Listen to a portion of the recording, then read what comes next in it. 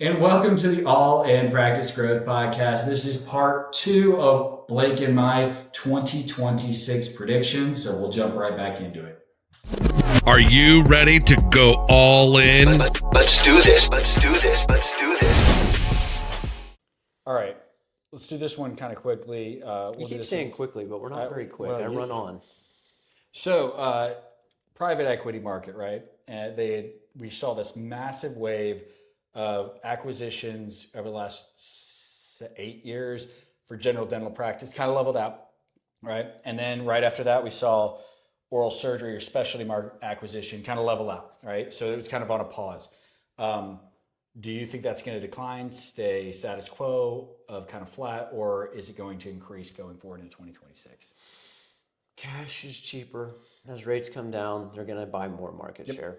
Now, it'll be interesting to see if there's any step in from the federal level. Something that happened this week was, hey, we're not going to let private equity keep gobbling up houses, right? These $10 trillion funds buying up neighborhoods and everything else. They may lean in on the medical field and say, hey, look, we want to put some confines around PE. I don't know. It's just a guess that it's definitely on the table, I think. It just depends on how much lobbying's happening on the private practice side. But I do think there will be expansion, but with an ampersand saying, hey, there could be a federal regulation that steps in that maybe puts a little bit of a brake on that. But I think they're going to start growing as long as the market allows them. Okay, yeah. Quick answer here. I agree with you for the most. There's a big asterisk there. What if, which we can't fully predict that. So I think it's going to grow. I don't think it's going to be the giant wave anymore. I think it's going to be incremental steps up and not just this massive like wave that we saw for a number of years there. Do any of the major players merge? Oh, absolutely. I think less of like the individual practice, but I do think there's going to be a bigger boom of like we want out, right? But certain groups we want in. Certain groups have been doing this for a while, and PE doesn't come in to build a And business most and people grow don't it know and about maintain it, it. right? Like, so all these DSOs and everybody thinks of the individual DSO buying up, but there's a private equity group that owns, what they're trying to do is own an ortho DSO or pedo DSO, general or oral. So they're trying to get the ecosystem and even labs. That's become more apparent. Ortho's a good feeder for oral surgery, right? The thought process I feed back and forth. Yeah. Does it work in reality? Yeah, really. I think what is it? David Ralston's group. What's that group out of there? I forget his private equity group, I but forget the name of the group, but they own like Western Dental. a lot. A bunch And of them. he, I know his story from when he was starting up. I was kind of Are you talking about David Ross Periodonts? the oral surgeon out in I think oral Nebraska surgeon? or something like Yeah. that. It was big group, big successful Perio group. and then brought oral But surgery. he started really, I think, from my understanding, he built a lot of his on orthodontics. I think his brothers were orthodontists and stuff. and then there's they a do. funnel. I think perio and oral surgery is kind of where they go. There's an ecosystem there, like you said, and so I think there'll be some consolidation of groups merging in that sense. Shifting, more so than maybe just a giant uptick. I think some of these PE groups are like, okay, this was a fun run, but like we're ready to move on to our next Well, venture. and there'll be other PE groups that are bullish on it and be like, well, buy low because they want out, right? So I think there's got combination too. There is a problem being created by private equity, and this isn't a stance in one way or the other, but I don't think people realize the massive pressure PE puts on their vendors on price bring down, and so it's brought these prices down significantly because they have bigger purchasing power. What happens is these companies have to reconfigure their entire business, right? They've had a model of expenses and profit margins and everything else, and so if their prices are massively being dropped down because of the pressure, they can't sustain their current model. They have to differentiate somewhere, somehow to offset the profit losses. I think we're going to see much larger territories for reps than we've seen before. I think there's going to be less reps and more expansion of. I agree. Like it's just not the same thing as it was. It's going to be tougher to have your reps scrub in on a full arch case with you all day. 100%. I think that's one of the things that the consequences of this that we're not talking about. And it's what's going to happen is one day we're going to be like, oh crap, I don't have any rep support. I haven't seen my rep in 6 months. And there's going to be like, I want that again. Well, you guys wanted the lowest price. We can't have a rep dedicated to you and do that. Yeah, we don't have. And they always want sustainable. both, right? Right. But it doesn't work from a business perspective. All right, so let's go on to another thing, and again, try to be a little quicker with this one. What is your prediction on AI search, right? So like a ChatGPT asking it as opposed to traditional Googling, what impact will that have on dental and medical practices, let's say from, a marketing perspective or growth perspective? In the next 2 years, you will own your records. You will be able to transfer your records anywhere you go, and your agent will book an appointment for you based on your condition, based on the best provider for you. I think it's ChatGPT is already working on health record integration. Yeah. And so agents, when I say agents, that means AI taking an action. That's all it means. There's AI that does the search. We talked about this earlier. AI search and gives you a result. An agent will actually act as a person and take action on your behalf. This is where I think Google's positioned the best. Their AI suite is incredible. They really took a big jump. You will Nano Banana, 11 Labs, all these integrations, the acquisitions, and look where they're at. The information, the data that they own Google Search. And the name alone drives people to it. They're positioned the best. They're the Goliath in the room. That is, once they get the interface and the workflow right, they could dominate. And so I think you're also going to see that we're going to bring back a buzzword, blockchain. Blockchain is security. Blockchain is keeping records secure, and security and AI are two very important topics right now. It's like with AI, you're given access to everything, including your health records. People are using it as their, ChatGPT doctor. So I think blockchain as a communication, Amazon signed a partnership today, I think with Ripple. You're going to start seeing now AI and blockchain kind of find the symbiotic relationship so that we can get into identity records and things like that, but they're secure. Which some of that's really good for the patients too. Absolutely. I've been bullish on blockchain for our records for a long time. If you understand anything about cryptocurrency and what is built on the distributed ledger technology, is blockchain is super secure. So I think there's something there too. But I do think you're going to start seeing, you're going to get a call at your office. It's going to sound like a robot and say, I'm calling to book a patient book an appointment on behalf of patient XYZ. Don't hang that call up. Don't hang it up. It's coming this year.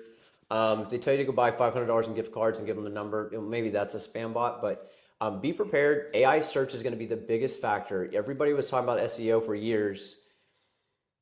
AI search is different. It's a different parameter set in which it returns results. So I'm looking for an implant dentist near me, right? So it's going to take your IP, your location, all these factors. But it's the other review platforms. It's making a very concise decision on who's the best provider. Yeah. And so a lot of these doctors, it's not just your website, it's not just social, it's your review platforms. And it's not just Google review, it's Facebook, it's ZocDoc, it's Yelp, it's Healthgrades. So this is going to be the year that you're going to feel like you're just tired of hearing the word review, but it is a core weighted portion of the information that AI is looking for. It's going to weight those in and when it returns a result to patients. So again, AI will start booking appointments for patients. So you're really trying to market to the AI platform or the algorithm now or the formula versus to the patient per se. They're going to say yes when they go and look you up on socials. If they see all these things, are like, this is the best person. That's still a net to use and make sure you have all that built out. But ironically enough, now we're trying to show up for the computer, not the patient. I know, it's crazy. All right, so again, thank you for that short, concise answer. Right, so my biggest shift from a dental marketing perspective with AI search, right? And you mentioned some of this is going to be, number one, go check. My prediction is this. There's going to be a whole shitload of doctors at the end of this year be like, oh crap, we got to hurry up and do this. If you hear this, I'm going to kind of give you how to not be part of that group. And it's simple steps. Number one, go ask the different platforms. This is super easy. I'm looking for this type of work in this area. And it'll rank you. And if you're not, it really gives you 1, 2, unless you ask it for more than that. And what you need to do, these are very simple steps. The one big thing is on your website, but it's not a hard thing. It's great. So if you have a dental implant page, at the bottom of that page, used to be you had one FAQ page. Nope, you have all the dental implant FAQs on that page. So that's actually scoring that for you from your website perspective. So each type of specialty FAQs at the bottom, the most common ones, and then make it specific to your area. Don't use AI content, write the content yourself. But that doesn't actually take long and it's easy to implement, right? You're not talking about graphics or anything like that, not hard. Yeah. At the bottom of your page. Okay, so there's that aspect of it. And then the review side, like you said, but not just Google reviews, not just Facebook reviews. These platforms that kind of died back and nobody's using, Healthgrades, ZocDoc, things like that were ghost towns. Well, if AI thinks it's valuable, shit, now it's valuable. And so you have to have yes reviews like you did before, but diversity of reviews. If you do those things now, you're going to be ahead of the curve while everybody else is panicking. So I think my prediction is there's going to be a big freak out because people are not going to do that or know to do that until it's kind of like, I need to get on social media. It's like, but you're way behind. Should you do it? Yeah, you still need to do it. Same sort of situation. Yeah, if you plan on eating in the spring, you better plant something in the fall, right? And so I think most will be playing catch up, but it's also going to be dependent on who wins. If all of a sudden Gemini replaces ChatGPT, then maybe only Google reviews will matter at a certain point. But right now, the current landscape is it's multiple platforms. And so you're going to have to find, hey, maybe this week we focus on health grades. Next week we focus on Yelp, and kind of mix in like a nice little cadence of focusing on each, because you don't want to tell patients, hey, go on this, and this. Yeah.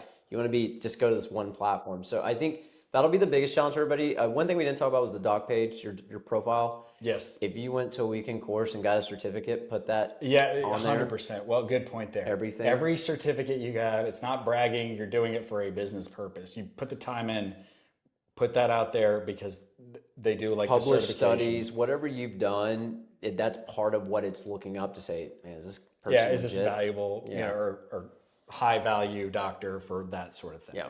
Great point there. All right, so next prediction for 2026. We've had a major divide with people across the world, like, you know, right versus left, like all these different, like, so it's been really negative for a number of years now, right? All right, so do you predict that in 2026 we're going to have more of a coming together, positivity, or a further widening of that gap?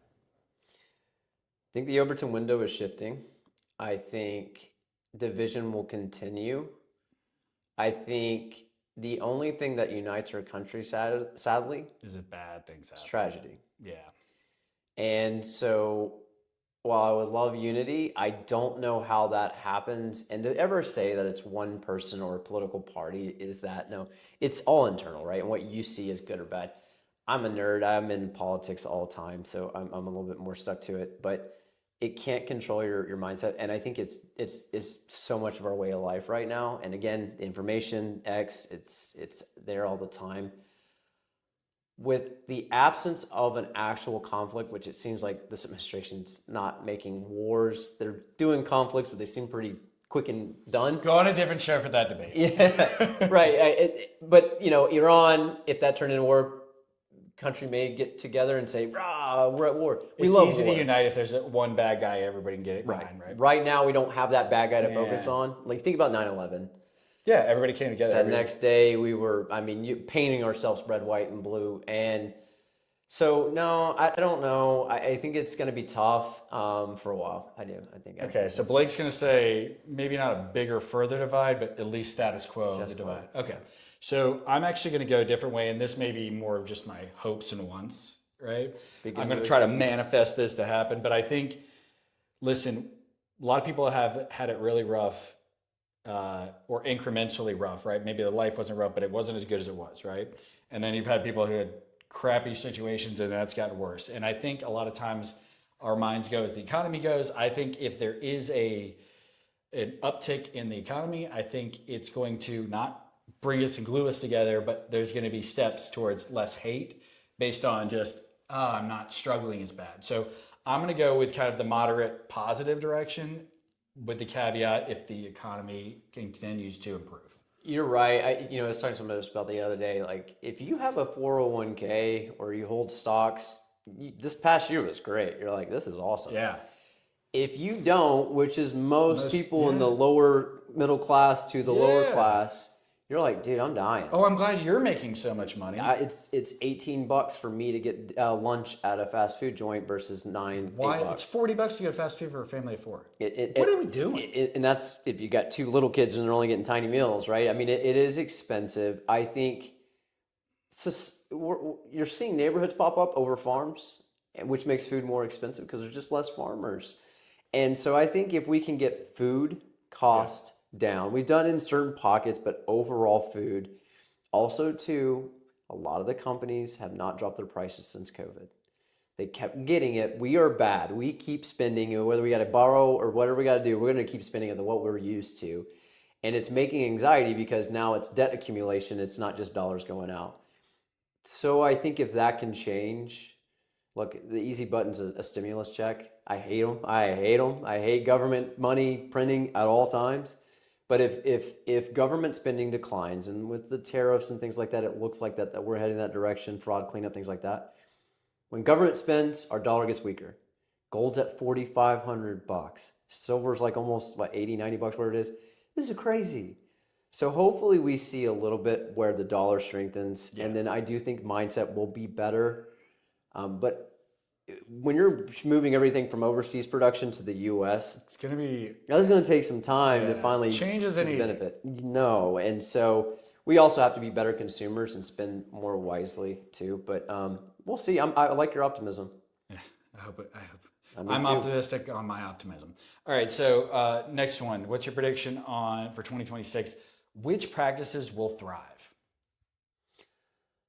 Be greedy when others are vulnerable. Be vulnerable when others are greedy.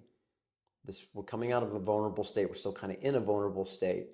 The ones that survive are the ones that are greedy. The ones who make market, when everything's red on the stock market and they buy, those people. So everybody that's been doubling down this year, whether focusing on CE and elevating their skill sets, building better systems in place, marketing, building those systems in place, implementing AI in any aspect of the practice, adopting new tech. I think tech will get cheaper, so it'll level the playing field there. We're getting out of the early adopter phase and a lot of the digital and Consumables go up, tech gets cheaper. yes. And so I think that, yeah, I think we're going to see that.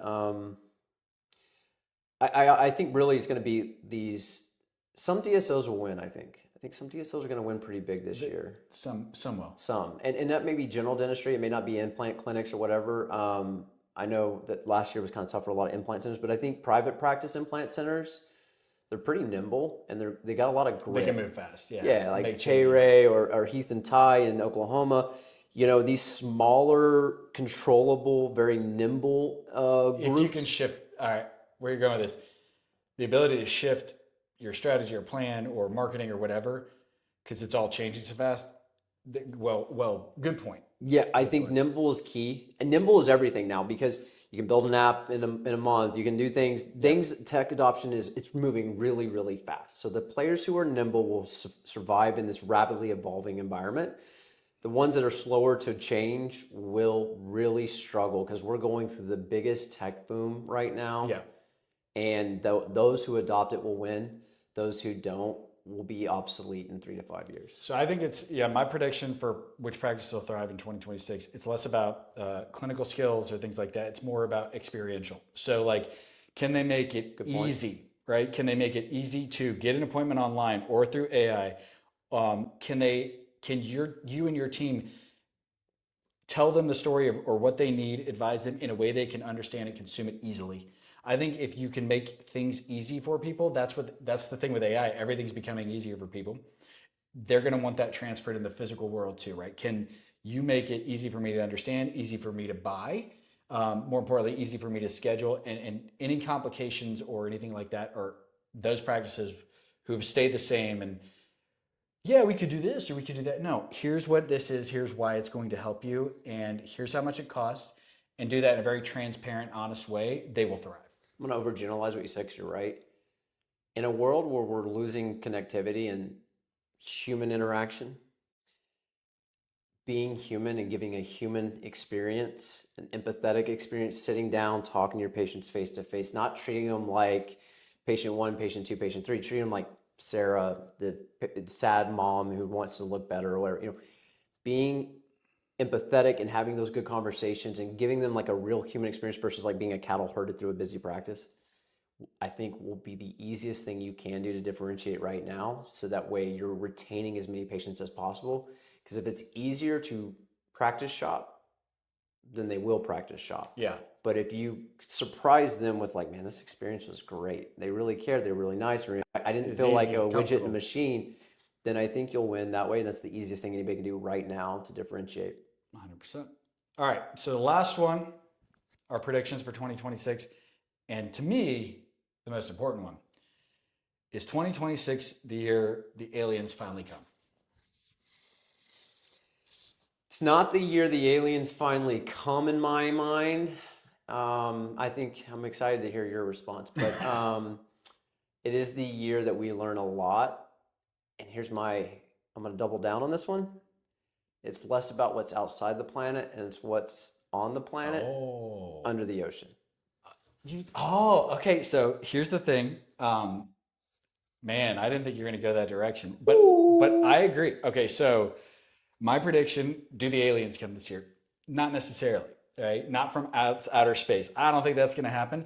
I'm a weirdo, but I do think what you said, I think there's two possibilities here. It is under the water, right? And I think we've had senators talk about this. Like it's a real thing. I don't necessarily think they're aliens. I think they maybe were around here longer than we were.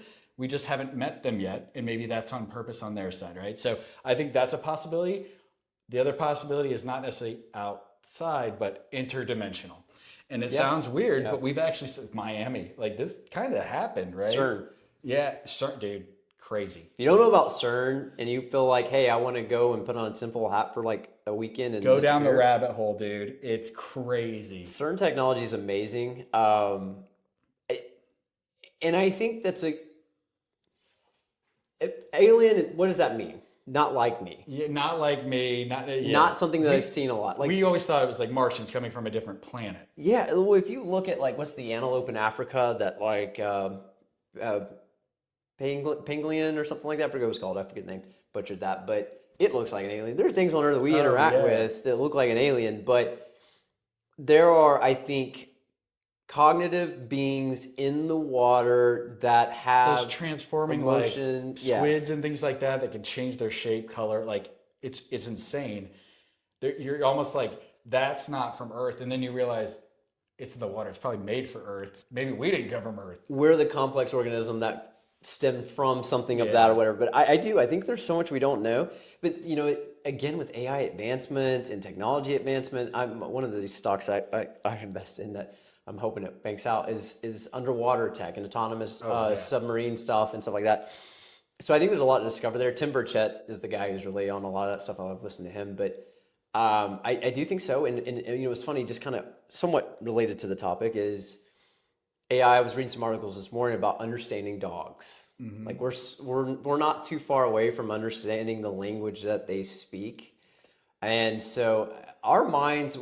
I'm really interested to see what a conversation like this is in 5 years. At the rate of acceleration we're in, we're gonna laugh at how uninformed we were at this date compared to where we are in 5 years, and it's going to look different. I mean, if I had to say one thing you can look at as a prophecy, go watch the Jetsons. That's where we're going. I think we're 5 years from now, there's my robot sitting here just taking my notes and getting ready to do something. You know, we were looking at the robots. He's literally looking at like an iRobot to come. $20,000 on to do grocery dishes. Until it literally comes and wakes you up this close to your face with a knife in its hand. I'm a gun guy. But I do think we get a big information dump on aliens this year. It's getting tougher too for them to manage data leaks.